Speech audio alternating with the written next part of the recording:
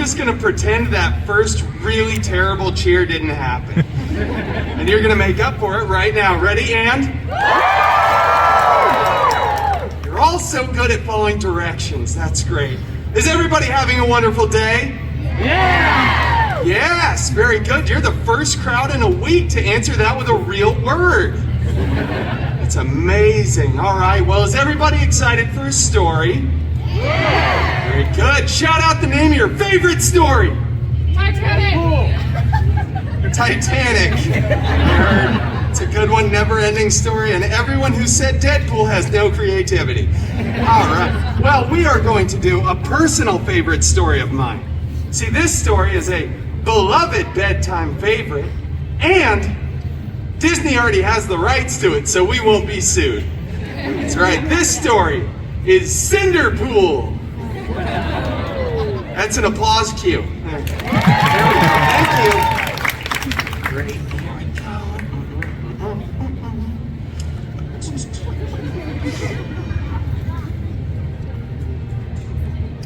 That's not real. All right, moving on.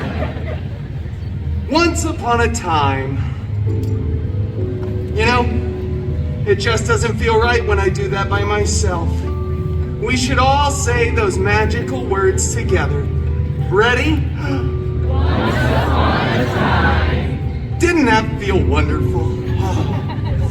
CinderPOOL lived in a big mansion with her step professor and step mutants. The biggest of those step mutants, Colossus, was always making up silly rules around the mansion like, don't put your initials on other people's leftovers in the fridge, and for the love of Feige, would you stop Donald ducking around the mansion? Put some pants on. What is wrong with you? Have you... Anyway, the other step mutant, Negasonic Teenage Warhead, who has one fan, just one. Yeah. She was always texting and rolling her eyes. She was so Gen Z. Both of these step mutants were very jealous of CinderPOOL because CinderPOOL had a much, much larger fan base than they did. Yeah, nobody came to Colossus's story time. One day, an expendable and non-union extra went running in front of the mansion screaming. King Thanos was going to have the biggest battle of Phase 3. Yeah, and we all know that was the last good phase. CinderPOOL desperately wanted to go to that big battle, but Colossus said, no. It is too dangerous, and you are not a good part of the team. Then he ripped apart CinderPOOL's favorite costume, and Negasonic blasted it with her powers. It was so cool, so Gen Z, so on fleek, no cap, Sigma, Skibbity, Ohio. Kids are weird.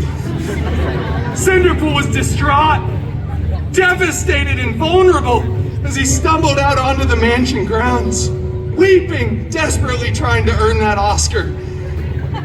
But then he looked up and saw, beginning to form, a magical, golden sparkle circle.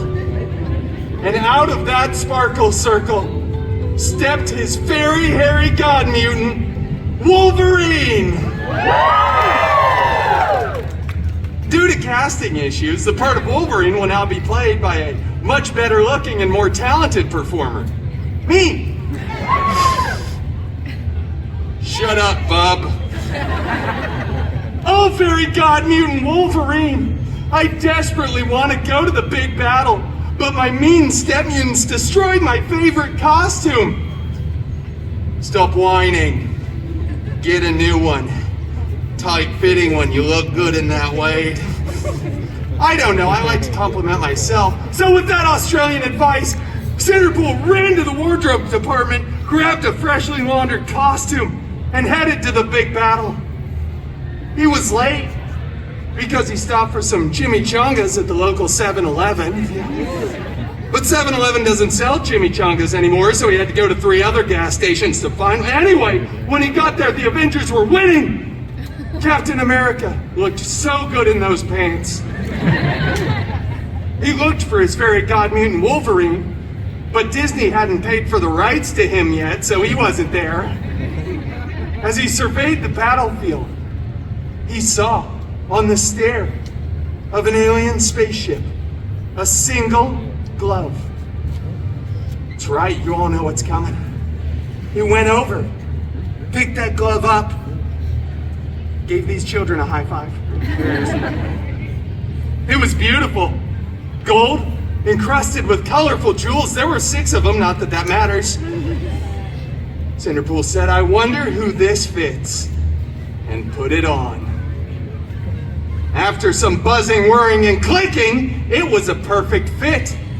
But then all the Avengers look over and just start screaming. You can't hear anybody but Tony Stark, who's going, no! Take that glove off! I want the sacrificial moment. I don't want to be Tony Stark in this universe anymore. If I have to come back, I'll be doomed! Doomed! I know half of you cheering don't get the joke. You're just trying to fit in. Yeah. And then all together, all the Avengers yelled, CinderPOOL, do not snap! So you know what CinderPOOL does. Snaps, you're right, young child. CinderPOOL snaps. Both physically and mentally, CinderPOOL does that all the time. Just kept snapping over and over. People are disappearing, reappearing. There's dogs falling out of the sky. Tony said I love you like 3,000 times. It was a bit much. But eventually, CinderPOOL stopped. And everybody was back. CinderPOOL was the hero who saved the universe. Then, all the Avengers tackle CinderPOOL to the ground, rip the glove off of his hand, and blah, blah, blah. Years later, they AI Tony Stark's head onto my beautiful body, and it goes on to become the most profitable film in the Feige universe, the FCU. But it's okay, because CinderPOOL went on to start his own film franchise, which will break box office records. And then they had to invite CinderPOOL back to the Avengers Endgame 2, Electric Boogaloo. And that, ladies and gentlemen, is the real story of the Endgame. Wait, did this start as a Cinderella story? It's fine, we all enjoyed the trip. Thank you all so much. I need to head backstage because it's officially my lunch break, and you know, that's mandatory. But thank you all so much for joining me for Story Time with Deadpool. So great. There's a couple of you who weren't as good as the others, but you can fight about who that was. All right, bye everybody.